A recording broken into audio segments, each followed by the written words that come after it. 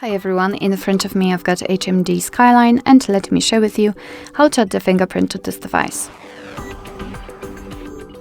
So let's start with opening the settings, and here we have to scroll and find the security and privacy.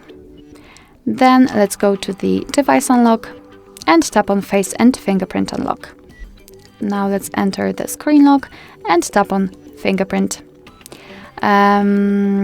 All we have to do is to tap on next here, and we've got the information what we have to do. So we have to put our finger on the sensor, which is located on the power button on the right side of our device. So just tap on start, and now we have to do it multiple times to add our fingerprint fully and try to catch every part of it for better recognition, of course.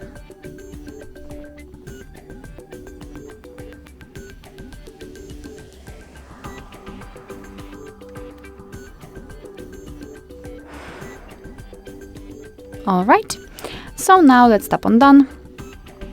What happened?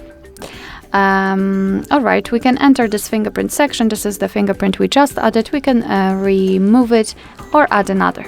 All right, so now let me lock the device and check if it is working. So let me put my finger on the sensor, and as you can see, the device is unblocked, which means that we just successfully added the fingerprint to it.